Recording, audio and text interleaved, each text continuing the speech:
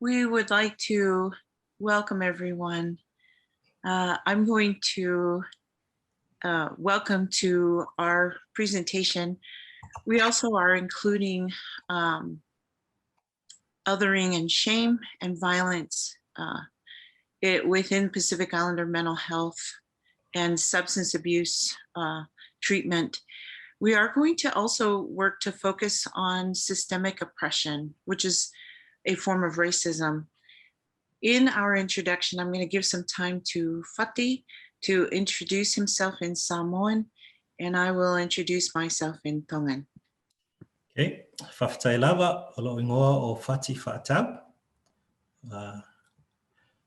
And thank you for the opportunity to also join Dr. Lani Taholo to share our thoughts.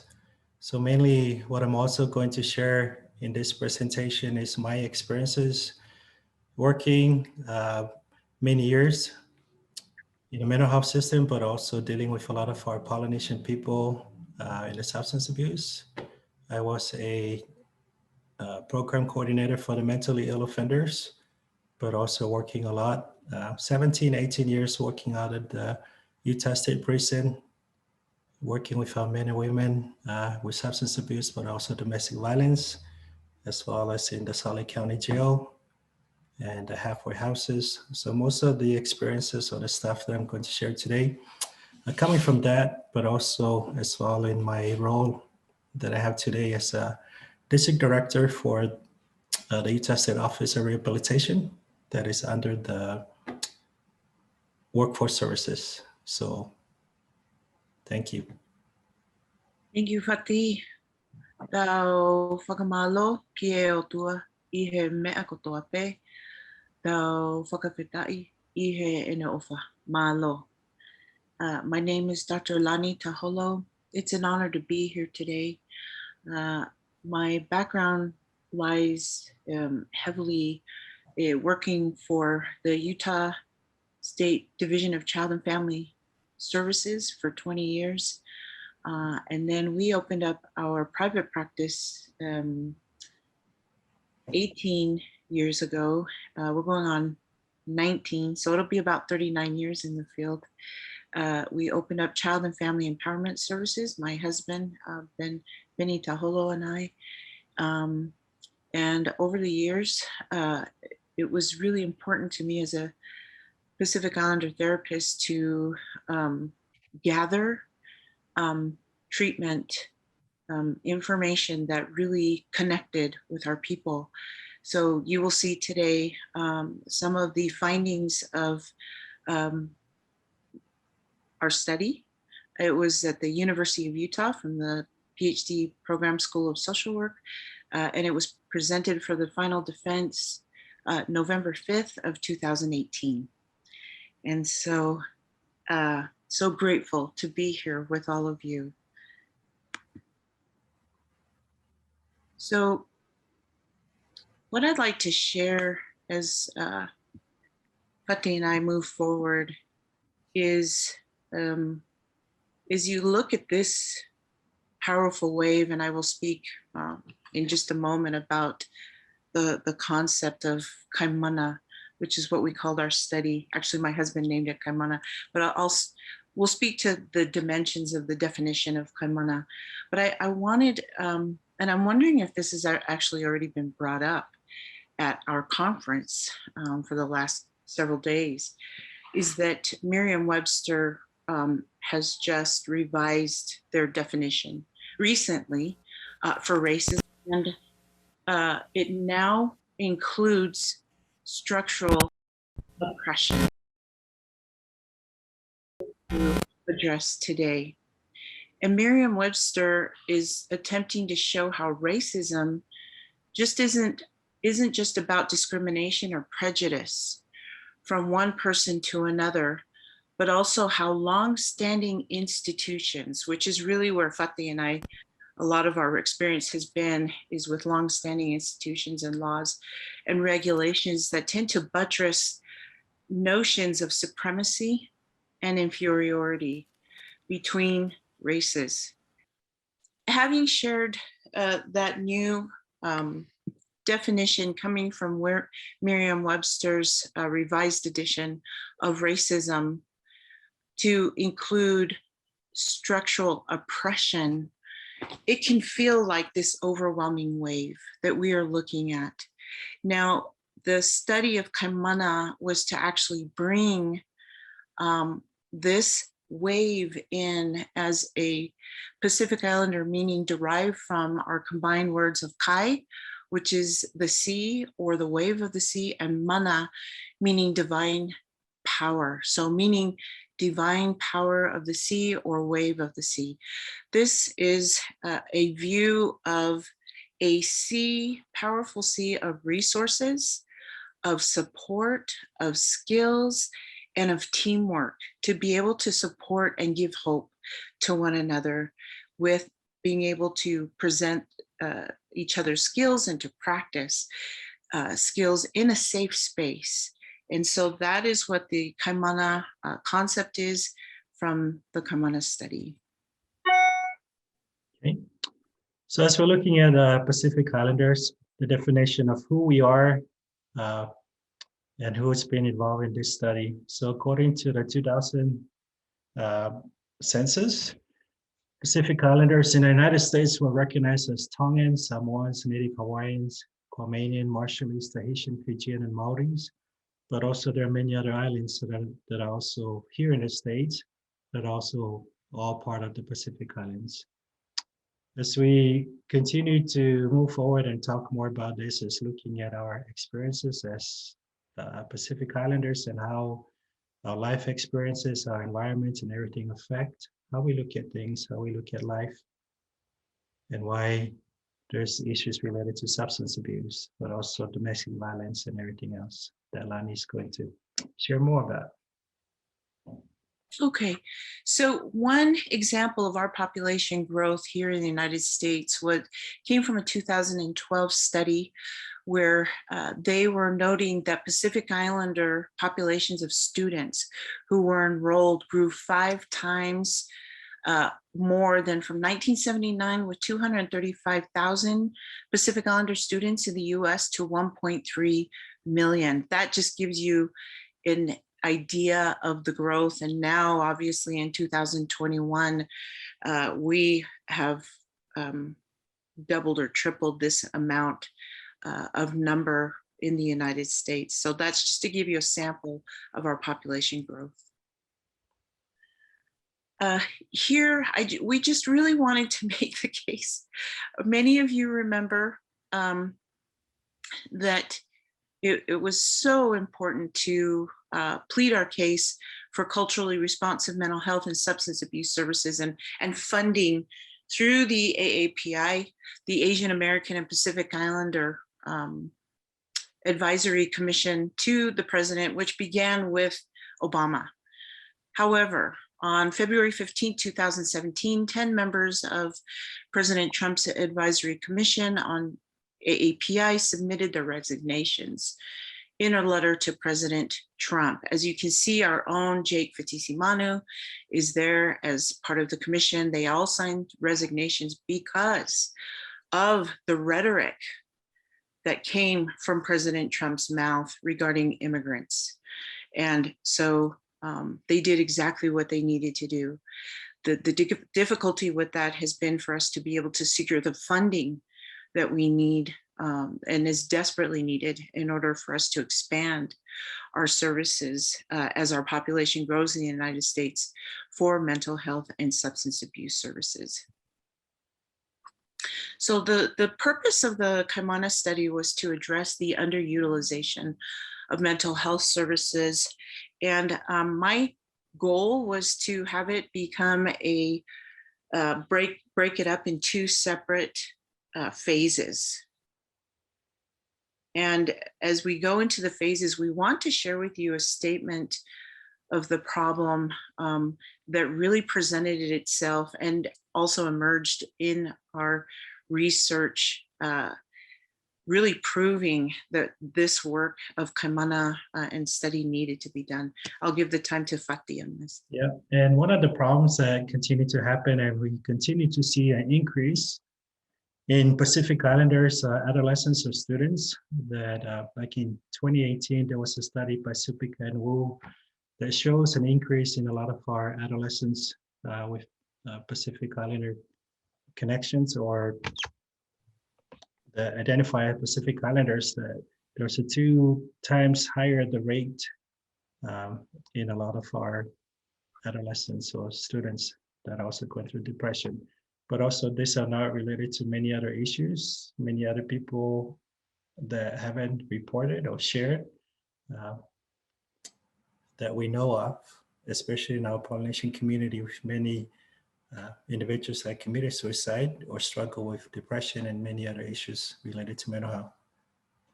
And many of you may remember that in 2018, we had a slew of Pacific Islander students that were from high school that had committed suicide. So this study came out in 2018, but it was during 2018, particularly here in Utah, where we had several Pacific Islanders during that year in 2018. I remember that was the year where I gave my final defense, had committed suicide, and there were a couple of from junior high school as well that were Pacific Islander students that had committed suicide.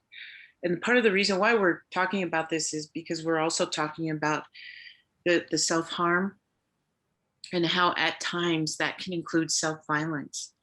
And we want to pay attention to those dynamics as well among our people. Here, violence among Pacific Islanders, some of the statistics from the CDC in 2017. There was a national survey conducted that emerged that 18% of Asian or Pacific Islander women reported experiencing rape. Also reported being stalked by an intimate partner, which includes, they're blowing up their phone, they're going to their work site, they're being harassed, and physical violence in their lifetime. In Utah, the Pacific Islander homicide rate from 2005 to 2007 was 11.0 per 100,000 population. And the statewide homicide rate was 2.1 per 100,000 population. So it was about 9 times higher, the homicide rate during those years in Utah among our people as compared to the statewide homicide rate. So that gives you an idea just within Utah among our people, what the homicide rate looked like. And this comes out of the Utah Department of Health. So the first phase of the Kaimana study I called Community Voices. This is where we had and held 5 different Pacific Islander community stakeholders. They were from ages 30 to 76, and there were 26 of them in total. And we wanted their voices to help us to understand what are the ecological, the surrounding factors, transportation, housing, financial. What are those issues that you are going through that really impact your help-seeking behavior? What are the biological issues? Are there health issues that really impact you that, especially in our culture, and in the study, it came out that many of our Pacific Islander men, and it actually bore out in several statistics that we're one of the highest for emergency room visits. And many of our Pacific Islander leaders of the home, the males, saw it as a weakness to get help from the doctor and to go in. They indicated during the study that they would rather see their ecclesiastical leader before they would see a doctor or before they would go and seek any type of help. And so what are those factors? What are the psychological factors? What are some of the social factors that you've been brought up with? What are some of the messages that you received? also the spiritual factors that impact mental health service utilization. So that was phase one. Phase two was called The Journey, which was a Pacific Islander trauma intervention that I had created and collected over the last 30 plus years to actually approach violence and self-harm.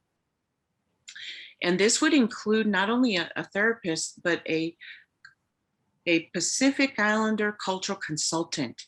That is the model, because we can't guarantee that there's going to be a Pacific Islander provider to help them. And they need to see someone that looks like them, that understands their struggles, and they don't have to spend 1 hour or more trying to explain their culture to someone that has no idea the nuances of what they're suffering and how they're suffering through those. And so that is our actual model. And it was for 9 sessions for adults that had experience, 18 and older, that spoke English, that witnessed any type of violence or experienced violence or self-harm within the family or the community for treatment. Melissa, did you want to share something or say something right now? Okay. No, I was agreeing. Okay, great. Thank you. So here are the research questions. So as we show you the findings, we wanted to be able to demonstrate and show you, as you see to the right of this slide, you'll see the lo kahi wheel, yeah? So in Hawaiian, that is balance and harmony. Whenever we show it to others that are non-Pacific Islanders, they cannot take their eyes off of this. It's very visual. The colors are brilliant, and it speaks to how connected our people are to nature, and how we look at mental and mind and thinking in mind as only one part of many parts of ourselves that we experience in this life. And so in order to gain a balance of lo kahi, it's important that we pay attention to these things. And so I was using that concept to ask our participants, so what are the eco-biopsychosocial spiritual factors specific to our communities that impact our help-seeking behavior?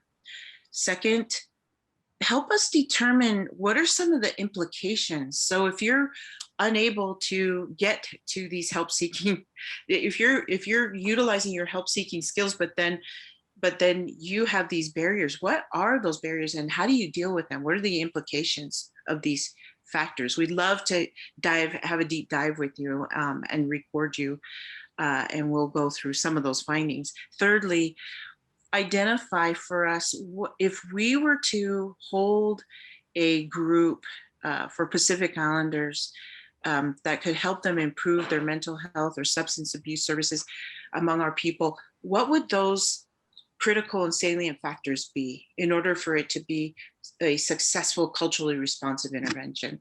So those were the 3 research questions that were presented in the study. And this is actually one of my favorite slides in this entire presentation. And this is contrary to Western worldview. Pacific Islanders' view that our self-determination and our personality development takes place within a cultural and social context. It's all about our relationships. And the argument is this all takes place mainly outside the mind. And so again, I'll just share with you that Dr. Christina, who is the PhD director for the School of Social Work up at the University of Utah, stopped me right here during the defense and said, wait a minute, are you saying that our diagnostic manual from which we, get all of our diagnoses from really is missing the boat with the Pacific Islanders? And I said, yes, in a very real way. That's what we're challenging here. And I have a concern about labels. It's about our experience. It doesn't define who we are. And also it looks mainly at what takes place in the mind. If you work with us, you have to look at our relationships, but your assessments are all driven from questions from the mind rather than in our relationships. So it's all backwards for us. And I had a Tongan participant that indicated to me earlier that he had actually walked out of an anger management class that he was court ordered to, and it was run by Western culture, you know, and he was the only Polynesian Pacific Islander in the group. And she kept asking, so why do you think that way? Why do you think that way? Why do you think that way with your anger management? And he walked out. And when he saw this, he said, all she had to do is ask me, so what was it about your relationships, like in your family, like you and your father, you and your mother, you and your grandparents, you and your siblings, and what is your role in your family? He said, I would have connected with that now that I see this, but I was so offended that she kept asking me that way, and he left the anger management program, did not complete it. So that is a real life situation of what happened. Fati? Yep, and many of the individuals that when was also running some of those anger management and domestic violence groups, a lot of times is having our people being able to, like this part that Lani is talking about, it's not just individual, but when we're working with Polynesians or Pacific Islanders, is we're working with the whole family, all the circles, not just that individual, their family members, their community, and everyone that they're associated with. So that is part of our identity that a lot of times when individuals are going to be referred for substance abuse referral or mental health assessments. So a lot of times the focus of many of our other clinicians is focusing on just the individual. And that's a part that a lot of times is taking time to really educate and help a lot of our other clinicians or mental health providers and substance abuse counselors, helping them understand that in order to treat a Polynesian, we're not just treating just that person, we're treating the whole family, yeah, everyone else, because of all the connections and all the relationships and everything of why that individual went that way, turning to drugs and alcohol, why that individual act out. A lot of times our perceptions that what we see sometimes growing up, get beaten up or sasa, as a discipline, but that's not what many of our other, our Western culture see it as abuse when we say discipline or teaching a child to make sure that they behave or know their role in the family and how they relate, whether to their parents or their siblings and the older generation. Thank you. So as you can see, this all loops back to the new Merriam-Webster revised definition of structural oppression, because the way it's already set up, it's a setup for our people. Because by the time they walk in, they never, the research bore out that they never return, rarely, if ever, after the initial assessment. They'll go through the initial assessment and they don't go back. Mm-hmm. So you can see how it's a setup for our people. And a lot of our people, especially, I saw a lot of our Polynesian people that show up in treatment centers because they're court order, because they have to do it. If not, they're going to be sent back. But I know that working together with a lot of their parole officers or even the court system, the drug court and mental health court, helping them to understand from that cultural perspective how we can help and support our people. Yes. Yeah. Yes. So we are actually getting ready to present all of this data to several of our judges so that they can take a hard look at the way that the system has functioned and how it has not connected and been created in a way that's culturally responsive for our people. And so I just wanted you to know that in the Kaimana study methodology, you can take your transcript and you can send it off to someone else to actually type everything up and transcribe your data. after I had to do the coding on the study, I felt strongly as a Pacific Islander woman and as a member of our people that it was important to preserve the words in the original Pacific Islander language and to maintain the original participant expression. So I transcribed it myself. It took a lot longer. I was bawling while I was transcribing and crying from all the words of our people. But it was such a powerful experience, and I would not ever change that ever again. And I'm asking students, I just presented to Gonzaga University yesterday to their PhD students, I'm asking them to transcribe their own work to preserve the words of the people so that that does not get lost in the expression and how that bears out in the studies. So here was one of the key findings, one of the global themes that came out when I was putting the data together was the theme of levels of respect. So a Pacific Islander participant said, I didn't want a man. I didn't want a white guy. I didn't want a white lady. I wanted someone who looked like somebody I could confide in. I felt like that resource just did not exist for me. But the feedback that I got from this young lady who was also Pacific Islander happened to be sitting there in the waiting room and she had just come back. He was waiting to go in. She said, I didn't mind going in and talking about, my struggles, but he just didn't have the background of a Pacific Islander. So that lack of cultural relatability and then that lack of cultural approachability, that all played in, and that's why they would go to the initial assessment and not return. So, Fati, anything you want to add on that? Yeah, talking about the levels of respect, I remember running groups at substance abuse group at the Sully County Jail.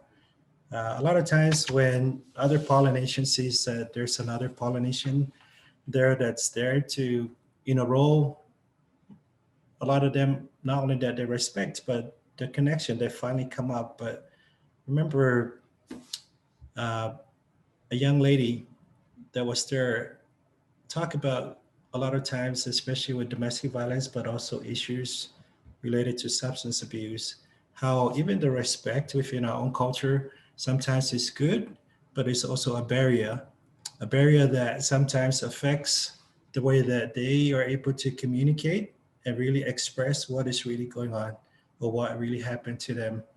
For example, like this young lady who was raped, sexually abused or sexually assaulted by a family member.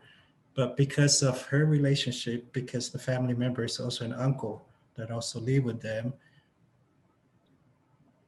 she tried to show respect, but at the same time, because she can't express, she struggled to really tell her family or tell her mom or family member that this family member assaulted me. And because you continue to hold on to those emotions because you're not able to really have a dialogue and really express and really sit down and have a discussion, she turned into drugs. And that was her way of coping. But when she was able to see another Polynesian that understand the dynamic of what her family dynamic, but also understand some of the culture barriers that stopped her, she just broke down and really shares that part as well. So I know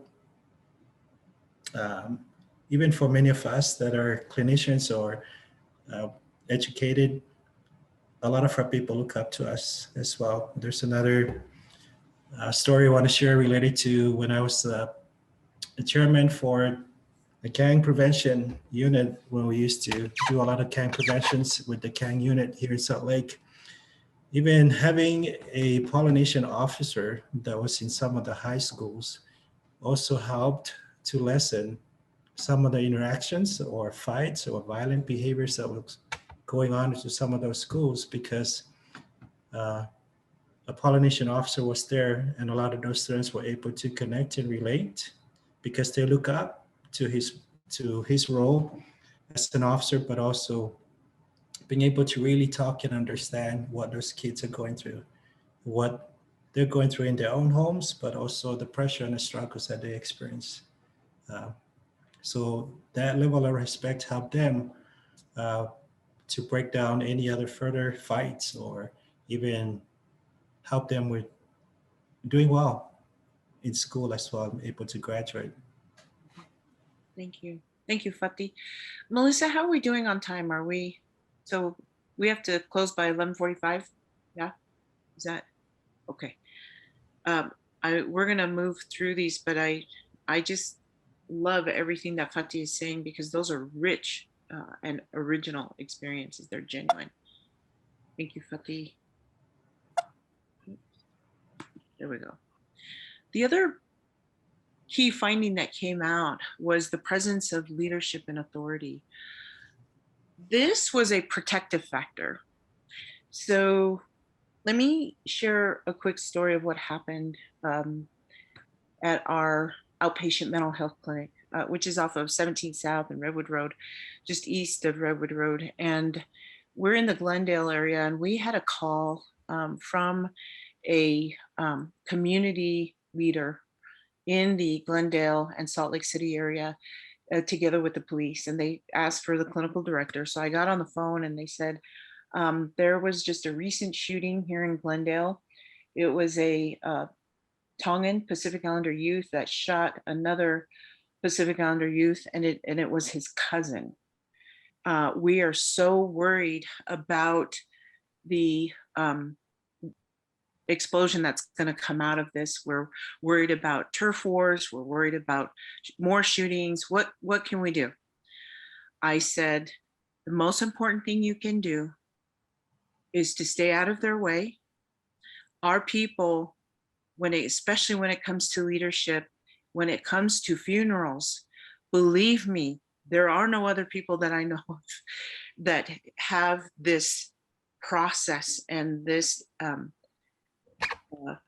cultural ritual and tradition that is passed on from generation to generation for thousands of years, where they will seek out the leader of the other family and they will speak together and they will work something out, and they will even work together on the funeral and how to be able to speak to one another.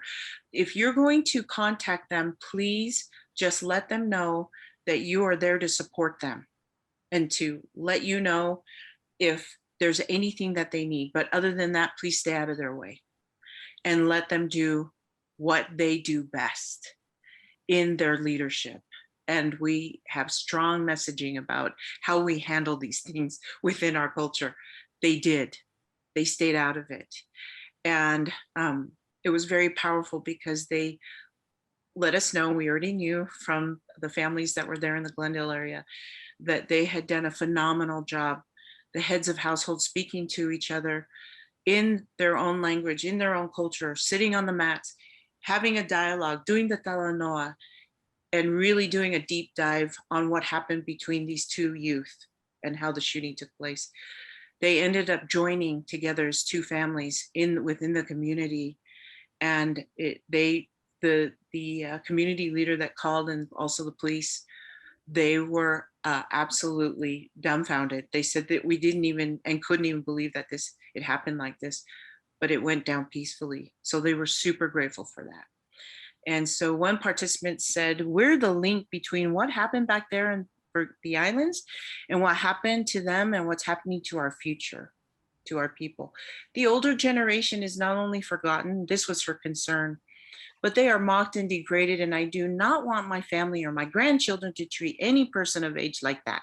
So one of the things that we talk about more and more, especially with the Pacific Islander families, is our respect and leadership, and to teach the younger generations to not mock any of our elders, but to listen to them.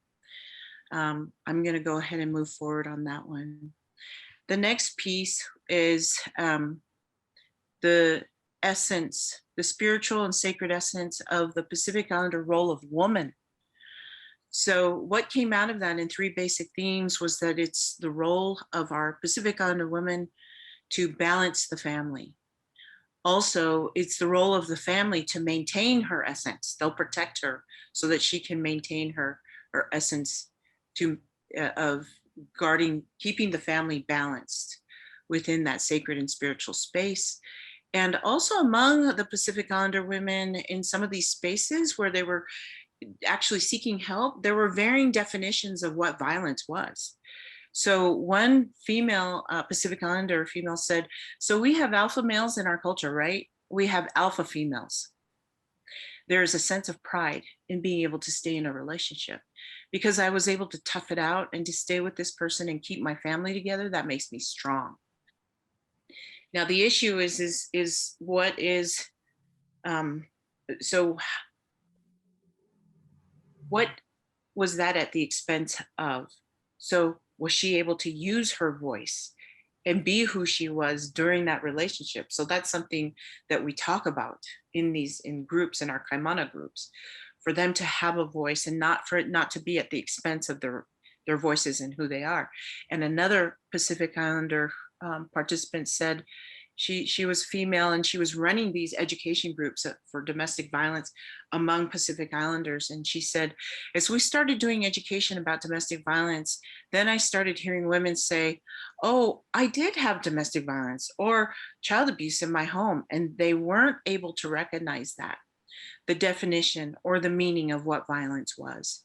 So many of our Pacific Islander women, although they have this huge, heavy role upon them to really balance the family and to always be the strong one, if you can imagine that mix with not really having some clear definitions or at least absorb it in the way that they see fit, but at least to have those options to really get the information and then to make their own decisions about what that looks and feels like for them. This is the part where we really wanted to get to as we're paying attention to the time. One of the most significant pieces that came out, and this is where Fati and I are going to share on the effects of shame. So it came out as a binary process in violence and self-harm, meaning there were these, our people were tended to be between a rock and a hard place whenever shame emerged in the dynamic. Because we tend as a collective people and culture to use social controls to control our people and to mitigate difficulties. If you look at our books in the islands in terms of government and laws, it's all based on family law. I've actually interviewed many of the elders, several of the elders of our people to actually make sure that that was correct. And they actually stated that was correct. And we don't have laws to say, here's the consequence for doing this, for doing that, for doing this. We do a lot of our own family law type things. So we use social control. Shame is one of them. And so all we have to do is get the look from the auntie, and you already know that you're in a lot of trouble if it's a certain look. That's a form of social control. So shame in and of itself really impacts us because, as we said earlier, contrary to Western culture, we actually define who we are in our identities through our relationships. So social control, relationships, here comes the shame. So in our brains on the left, here's the limbic system. And this is where our emotional brain is. It tends to be in the center part of our brain. On the right is our prefrontal cortex, which is in the front part where our decision-making takes place. Now, the argument that Wood and Petriglieri make is that there's supposed to be a communication going on between the emotional brain and the logical side of the brain, the decision-making part of the brain, whenever it receives information. So typically those two pieces, those two parts of the brain will communicate. What bore out in the research was that when our people tend to perceive and receive information in their bodies and in their brains, that shame is part of the dynamic of what's going on, they're already starting to pick up on the vibes. The limbic system is highly active and activated. our emotions tend to go higher, and our prefrontal cortex tends to shut down, almost as if we're having a mini trauma experience, because that's exactly what happens when trauma takes place. So obviously you can see that with many situations that we have with shame, we're no longer making decisions to actually look at all the factors. By that moment, we're stuck in the shame and we're highly emotional. So this is where we end up. In Kaimana, I had developed a cultural appeasement and avoidance continuum, because it came out from our people. It's either, this is the binary piece. It's either after that, once we feel the shame, we tend to appease people, our family, our culture. We start pleasing people to avoid the shame and the invalidation. And we will do whatever it takes. We'll take care of all the kavenga. We'll do whatever we have to do. It's either appeasement, we please people, or we avoid them at all costs. If it's a serious matter, it's the type of situation in the avoidance, severe avoidance, where I'm no longer going to attend funerals or weddings for the family, for forever. So that's what they say to themselves once they've felt shame and invalidation.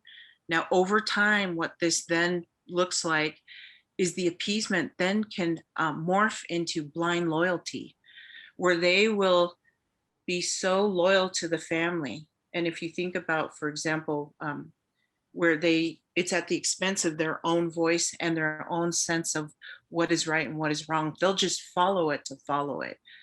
Blind loyalty.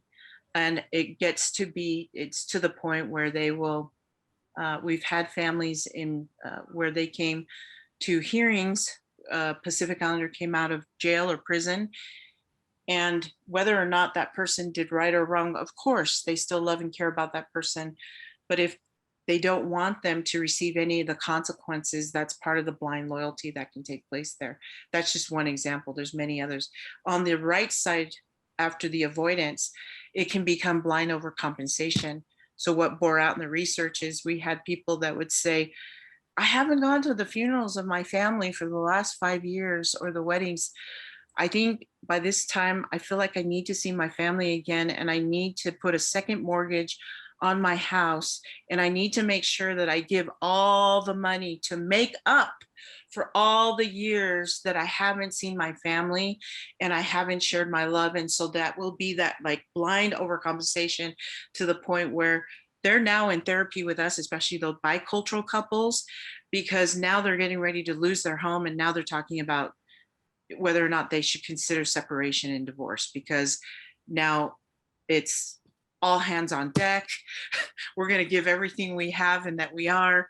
And now that shame and invalidation continues on extreme sides and leads to further trauma, grief, abuse, violence, possible suicide. And this is where our people get stuck in that vicious cycle. Yes, and a lot of times as well with that vicious cycle, because we spend so much time trying to protect the family name, that we don't want to shame the family name as well, at the expense of many individuals that are still struggling with a lot of emotions that they go through, but also a lot of our Pacific Islanders are always compare, oh, why can't you be like Susie or Sam, or why can't you be like that family? Remember that we brought you here. Your first priority is to make sure that you take care of our family. Doesn't matter how old you are, that you're married and have your own kids, you are still entitled to come and be part of this family. You're still required to donate to all the family falabelaves or funerals and weddings and everything else. So I think that puts a lot of other extra pressure, a lot of stress in many of our family Pacific Islanders, but even many of our younger adolescents or youth that are also struggling because of the part of our culture as Pacific Islanders. We're very connected spiritually. And also that's a lot of times we are connected with our religious organizations, and sometimes they dictate what we can do or what we should do as family members, or because of that relationship, because we want to be part of that congregation or be part of this.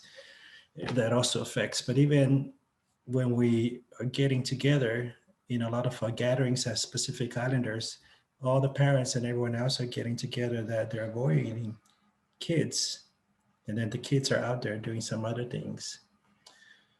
But also, the other part that I want to share about this is the coming out of many of our young Pacific Islanders with their sexual identity is also one of the number one reasons why there was a high rate with depression and suicide amongst our Pacific Islanders. For them not being able to really express or feel like they've been accepted by their family members or the congregation that they connect or belong to. And that's why a lot of them also ended up with a lot of suicide attempts and turn into substance abuse as well. Yes. And we are working with our Pacific Islander youth. That's our concern, is we want them to be able to have safe spaces to be able to talk about their experiences with gender identity. That is a significant piece of what is going on right now, and especially around the shaming. And so we teach in Kaimana groups how to bust out of this vicious cycle and to learn the skills to do that. So just we have a few minutes left, so we're going to share how this bore out. And three basic themes came out of the binary process in violence and self-harm among Pacific Islanders. One was that the Pacific Islanders have a code of brotherhood, and we'll talk about that, meaning that there's a certain boundary, and in the islands where we do not, you may be in a fight, but it's not out to kill the other person. And it's different here in the United States, and we're going to listen to what the participants said. Also, physicality versus aggression. It came out in the study that the Pacific Islander boys back in the islands would like slap each other on the back of the head or punch each other in the arm, and that was actually their form of bonding. So there was that physicality, but it wasn't aggression. It wasn't even seen or termed as aggression. And if you were to do that here in the United States, where you see, youth like slapping each other upside the head or punching each other in the arm, they actually could see that as aggression, not bonding. And so that came out. And also the theme of othering. And this was the piece that we put in our title of this workshop today that we wanted to pay attention to. And we had a participant that used to attend Kahuku High School in Laie up on the North Shore of Oahu. And she said, when I saw a fight, like at Kahuku versus a fight when she moved to California, I think it was Compton area, versus a fight at Kahuku, it looked like they were going to kill each other in California. She said, it's almost like they're past feeling, but the othering of each other was so much more apparent. This person, that, them versus us. At home, there was at some point where they would stop. They would not keep hitting them until they were badly hurt. And she said the othering was so significant in the Southern California at that time that she couldn't bear to watch. And it just went beyond that code of brotherhood. Another Pacific Islander, he had been a rugby player, and he said, I've seen fights in New Zealand, rugby fights and so forth. It seemed more violent here. It seemed that there was a lack of conscience. Here in the United States, back in the islands, when someone's down, usually there's an honor system, there's a code, leave them alone, it's done. So this bore out in terms of this othering, this shaming, and this is leading to violence among our people. And so because the shame, as we showed you earlier, it's in the limbic system, and our emotions are shooting high and the frontal lobe is shutting down, they're going for the punch. And then when the othering begins to take place, they're going for the kill. And that is not who we are. That's not who we are. The other piece was what Fati was talking about, the spiritual impact. And there was spiritual numbing that took place when violence and self-harm was taking place, a loss of cultural and spiritual identity, and also family shame versus family support, where would the family actually hide the fact that their child was showing signs of depression and wanting to kill themselves, and so they didn't get any of the help? Or would the family actually support them? And so one participant said, and I think that we all have a spiritual code that we live by. And when violence and dullness to spirituality comes into play, we no longer take part in that code of values. A mom said, gathering community resources to make that happen on a larger scale is part of the conversation. She was talking about the slew of Pacific Islander high schoolers that had committed suicide in 2018.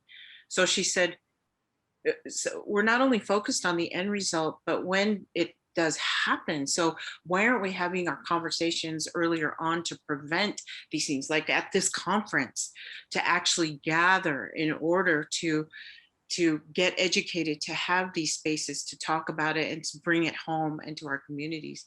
And at the end, another mother said, and I just want my children to know that there's a tomorrow, there's another day.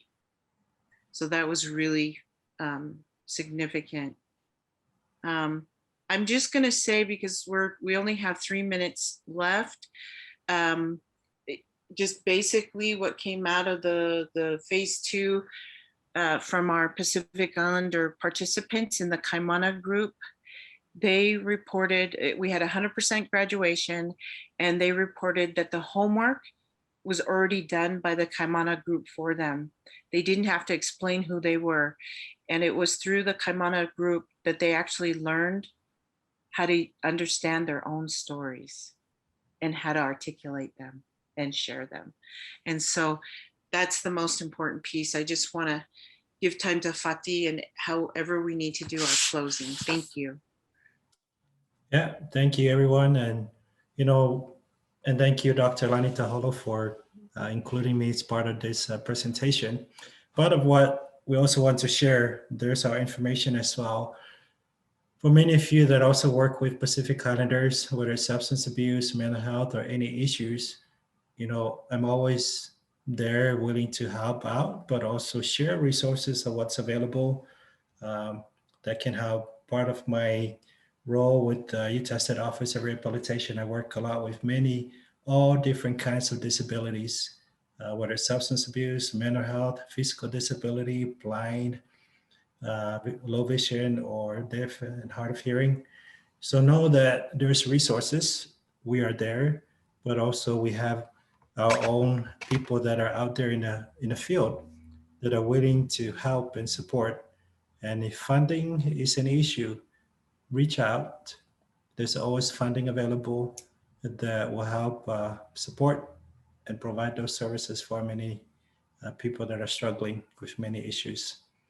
So thank you for giving us the opportunity to share. And we're open for any questions, whatever questions that you might have for us. Yes, please let us know. Here's our emails, because we're joining up.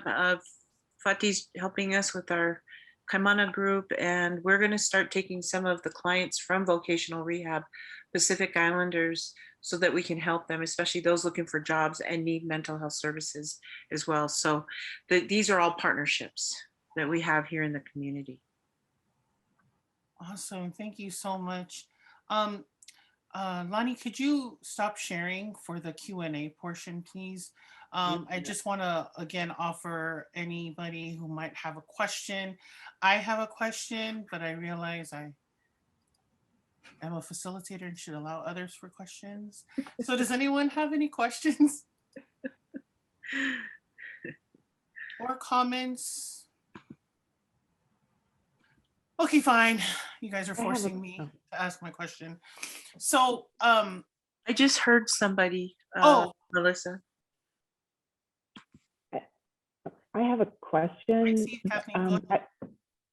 I was looking at the cultural appeasement and avoidance continuum is fabulous. Thank you so much. That I can see that happening in families in Hawaii. Yes. And I'm wondering what's a culturally appropriate intervention that you recommend. This is so broad. I'm so sorry. At that appeasement avoidance level before you get to shame and invalidation, but where would you recommend the intervention, and what kinds of practices have you seen that would be culturally appropriate? Yeah, I would definitely use the low kahi wheel to help them balance their, be aware. I think you can do a deep dive. There's 6 parts of that wheel, and you can do a deep dive with that participant, that client, in the spiritual, friends and family, work and school, thinking and mind, emotional and feelings, and physical and body. Once you're able to indicate where, the difficulties are in each of those areas, you can actually help them mitigate that earlier on by using the lokahi wheel. So that's exactly what we do. Does that make sense?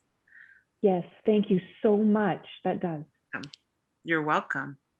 We have our email up, or we put it up, and we're happy to share it with everyone, and we really appreciate everyone actually being here.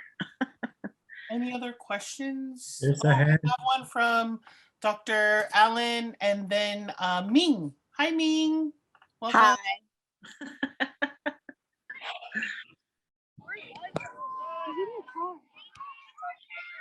Hello, Kako. Hello, my Kako. Oh, Hello. hello, Dr. Allen. Taholo Fati. It's so very good to see you again, Dr. Taholo. It's good Very to good to see you. And Dr. Fati, very well done. Very grateful for your work. Very amazing. Kaimana. Research in your program. Absolutely wonderful. I'm sorry I'm out here. And I'm listening and watching the girls play soccer out here. So very grateful. I just wanted to share how empowered I feel again. Grateful and honored that I'm associated with such great colleagues and great people, scholars doing such great work in the field for our people, and the collective mana that we are all sort of putting forth to help those who are struggling. Any one of us could be struggling, and so we have this idea of reaching out, and I appreciate that notion. And it just, from what you presented today, I am very again connected and feel how important it is again, and the value of cultural centered interventions, right? The hokahi wheel and these sort of interventions that the Western approach of modalities of counseling or psychotherapy aren't yet incorporating.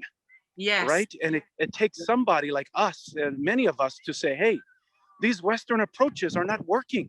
Yes. They're not working. We are relational people. We are a loving relational people. We need to look at a relational theory around our help.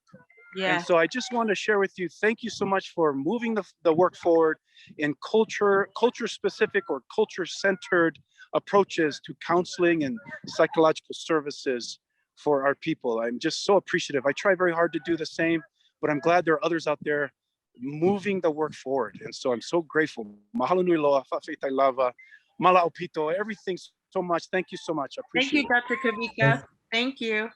And thank you. We're going to be in touch. Malo. Thank you, Dr. Melissa, I should say that we have a book coming out. Hi, Ming. Hi. Hi. Our book should be coming out on Amazon. It will be Kaimana, the intervention. We're going to publish through Amazon, and we should be submitting that by May. So hopefully that will come out, and we'll let you folks know. Amazing. Thank you. Thank you. Yeah, thank you, Lani and Fati. You two are great resource, and along with the other advocates in Utah for the state of Utah. And so I know we're short on time, so I just go right into a question. So since I work for the state, and most of the mental health and substance use services, either in prevention or in treatment, including substance use, including suicide prevention, are a lot of times being provided by the community mental health center, which is a very Western type of treatment facility. So any advice for state or for the community mental health centers is that how can we, using our existing infrastructure, our existing, I mean, that's just the way it is, that how can we make ourselves more appropriate and effective with the Pacific Islander population? We would be happy to come and do a presentation, because we are going to have more groups coming up, and we would like people to actually get trained. So in our Kaimana manual, I wrote an exam. You have to take the exam, you have to attend the group, and you have to become certified. So that's part of the certification process. That's what's coming out in the book. And we're going to have our own website, because we want to keep track of those who have truly been certified by Kaimana. So in the Kaimana program. So we want to do some significant training for the infrastructure, so that the infrastructure can then take the model and use it. So we're happy to do that. And we're submitting, like I said, the book, so that the manuals will be out. Yeah. Yeah. I also want to share with Ming. Mm-hmm. I think with many treatment providers and facilities, even with the state programs and county, I think part of in order to help and really help with a lot of our Pacific Islanders, not just the training that Lani talked about, but I think for administrators to really look at hiring individuals. Yeah. Hiring more minorities, Yeah. so they'll be able to provide those services, and also be able to help each agency in understanding culture differences, but also providing culture treatment or services that will help many of the individuals. For example, like a lot of the treatment facilities, it's important for a lot of our HR people and administration to really look at the growing minority of our state of Utah and making sure that they pay attention. Like, even for what I do as well, that's what I pay attention to. I make sure that we hire, when people come to the front desk or when people come to services, they be able to see people that look like them, that they can connect and break down some of those barriers and some walls and some of those fears of why they don't want to just go to those treatment facilities or those services. So I think in your role, Ming, I think also that would be something that we can continue to do, advocate hiring more individuals, minorities, so that we can meet the needs of our community. Yeah, we're actually we're actually doing a health disparity assessment and really looking at the workforce diversity and also other treatment issues that may impact the health disparity issue. So thank you very, very much, and we'll reach out to both of you for technical assistance. Yes. I'm going to say my email address one more time, because if any of you are interested in getting trained in Kaimana, we would love for you to send an email to us. So my email is Taholo. So it's just my first initial, L, last name Taholo, LTAHOLO @gmail.com. It's really simple. So just shoot an email, and we'll start collecting all of your names, and we'll get going. And I think it's to help push that move towards culturally responsive interventions. And so we're running our first pilot group this June, June 1st, actually, to actually have them be a mixed group. It's going to be not just Pacific Islanders. We have other people that are asking. We have several Asian, we have several Caucasian that are coming, Latino. So we're going to have a mix, actually, the population going through the Kaimana program, because they also see it as a conflict resolution piece, and that's what we're going to address. So, and just do it in culturally sensitive ways. So let us know, shoot us an email, we'll be in contact. So there's a question in the chat. Are the trainings specifically for Utah-based individuals? Oh, okay. Awesome question. So my cousin Kalo Tamoipao is already attending, and she's halfway through Kaimana. And I want her actually to get with you too, Melissa. Yes. So we're going to have California-based Kaimana as well. And we would love representation in each state, to be honest with you. And then we would like to have it move out internationally, because we have some constituents in New Zealand that we've already spoken with. And also we want to connect up with Australia as well. So we just really want to have this go to the world. That's our goal. And then really support other culturally responsive interventions. So that's the goal. Awesome. That's our message. Yeah. Awesome, because Bella lives in Guam. She's in Guam. Oh, yes. Let's go. International all the way. Yes. And we have a special section in our Kaimana curriculum about Guam and what, you know, the Chamorro people have gone through, you know, with as a U.S. territory. And I think they have a huge voice, and we need to pay attention to it. That's actually in the Kaimana curriculum. Thank you. So that's big. Awesome. Any other questions? I just have one question, Lani. Yes. Can you say a little bit more about othering? Oh, I yes. heard you make that reference, and I think I understood the concept, but can you just flesh that out a little bit more for me?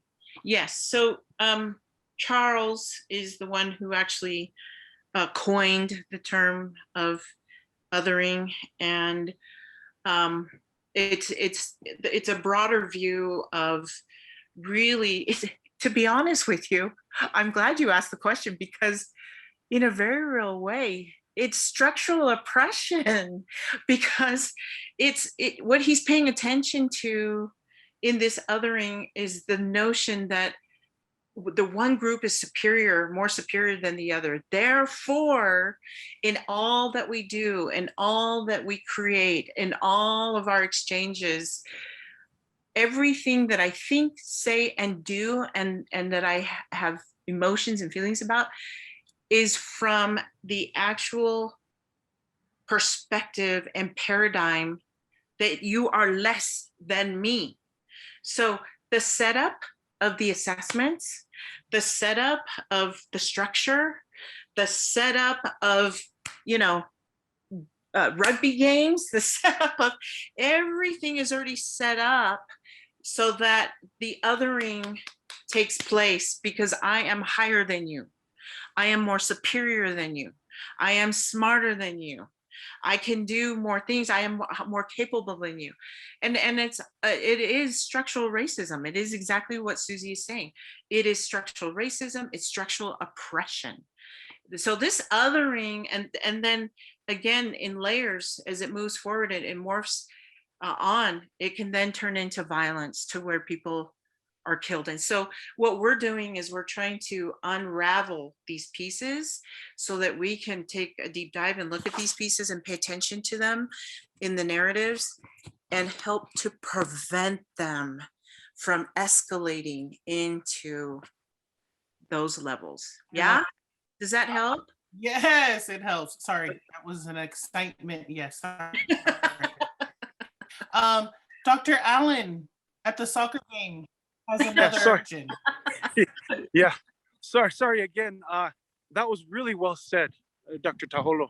That was in terms of how it was coined, this idea or notion of other or othering. You know, another way of describing this, I would probably share would be this idea of the word minority, right? The word minority was imposed on those in some ways, in a lot of ways, like the othering or the others, right? And so I've been trying to kind of think of other ways, and I've spoken to colleagues around this idea of minority, because again, it imposes on this idea or notion that we are inferior because we're the minority, but that's not the case. It's about equity, not inferiority. It's not about we're less than. It's about equity, right? Issues. So Yeah. in terms of the way that rhetoric is shared in that conversation, I often say, rather than minority populations, I say folks who have been minoritized. Yeah, minoritized. Yes, minoritized, which then in a lot of ways it shows that we're not inferior, we're not lesser than, we're not other. You place this on us. Yeah. You put this name or this term of minority on us. We are not the minority. Yes. So this is a minoritized issue of racism, right? The structural racism and the all sorts of higher levels of racism that has imposed this upon people of color, those who have been marginalized, oppressed, and so forth. Yes. And so, yeah, I try to change that rhetoric in my conversations. That's in that beautiful. Conversation in terms of the minoritized rather than the minority. Yes, that is perfect. The minoritized, and yeah, Lenora, you're right, and Susie, that's right on. Overlooked. Yes, thanks, Kathleen. So that whole piece of this othering and minoritized, they do own that term. That's their term for us. So in our whole goal with Kaimana is we have our own terms by which we identify ourselves, not by somebody else to who we are, but who we identify ourselves as. We own that. We own ourselves. And so that's why so much of this takes place mainly outside the mind and in our relationships, which is really a different paradigm than what's already set up. We own ourselves. That's right, Susie. And that is the whole work of what we're trying to accomplish here.